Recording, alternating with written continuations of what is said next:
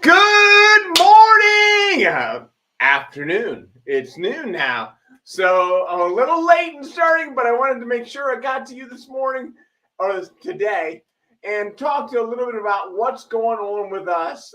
We have a lot of stuff, a lot of things, a lot of good stuff and bad stuff. So my talk, my diction, I say diction, I don't know why I say diction, but my enunciation of words sometimes is as good as it always is. So I'm working through that, trying to make sure I get on here as often as I possibly can to make sure that you know I'm okay. One. Secondly, to continue to work my muscles, to work my facial muscles, my tongue, my lips, all that, my vocal cords. I want to make sure that I continue to work on those things as well. So I see there's somebody on. There's a lot of people on. But if you would, let me know where you're coming in from. Put in the hashtag live if you're listening live. Put in the hashtag replay if you're listening on replay. That would be great because that helps me to know who I'm talking to. So that's really what this is. Well, this is all about, is helping you to understand how you can bounce back from your greatest setback. So how do you bounce back from your greatest setback? Even saying that is hard for me to say. I don't know how it is for you to understand, but I'd love to hear about that, a little bit about that, if you would. Anyway, so bouncing back from a greatest setback, really 3 steps. And those 3 steps are in the bounce back blueprint. First step, understand the biggest hurdle you've been through, the biggest challenge you've experienced, the biggest, I wouldn't say obstacle, because obstacles can be a good thing, really, because and failure can be a good thing if we learn from it. And we know how to go about it a different way next time. Maybe not next time. Maybe it takes a few times. So it's running into the same wall, Gosh, I know that happened to me.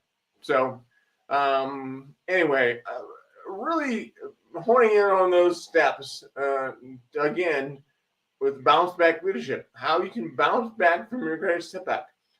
Go out to I'mNotWingAtYou.com. Yes, that's really a URL.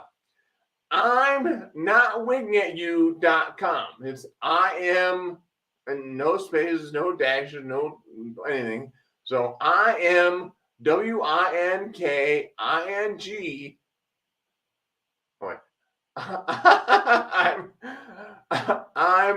am NOTWINKINGATYOU.com. Woo! I'm NotWingAtYou.com. Go out there, take a look, and let me know what you think. Let me know if there's some changes you would make, or if there are certain things that you want to have emphasized more. This is our first one, so you can certainly do that. You can certainly have an impact, and it's not to say that you won't be having an impact in the future, but this being the first one, it's really gonna be great. Working through all that with a couple of people that are going to be speaking that day or those days, and just I'm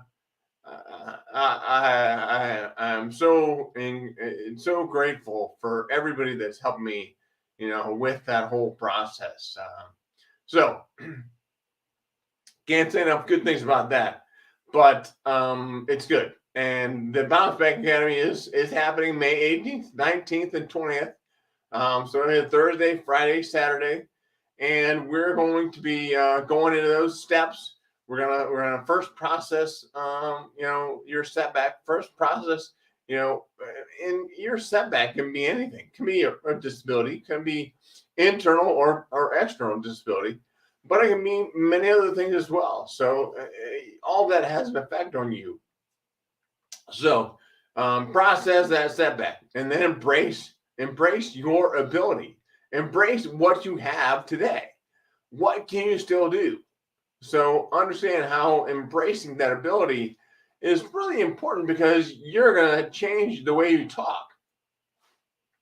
Trust me, you won't talk like I do. You'll talk much better than I do.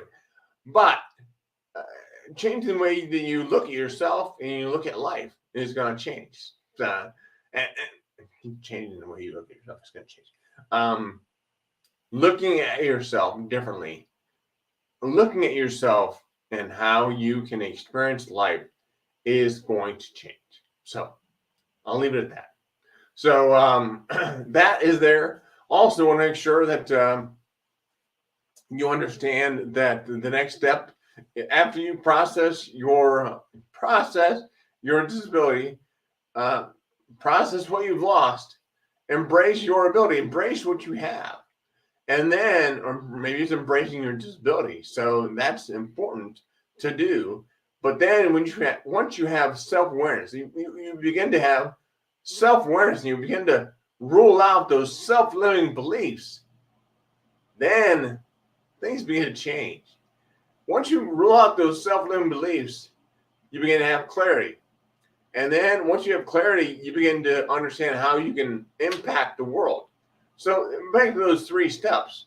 Those 3 steps are first understanding what is your biggest challenge.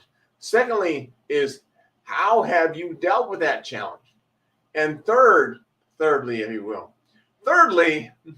is how can you use that experience to make someone else's life better? That's what I've done and what I've been able to do. And I want to help you to understand how you can do that as well. So we've got people signing up. We're only going to have 20 people there, so it's going to be a tight-knit group. And I'm looking forward to having that, just having those few days. So if you have any questions, by all means, give me a call. Let me know. Send me a text. Send me an email. But just remember, as always, to keep one eye on the road. I'll talk to you soon. I got to go to the school for the blind, but let me know if there's ever anything else that I can do. All right?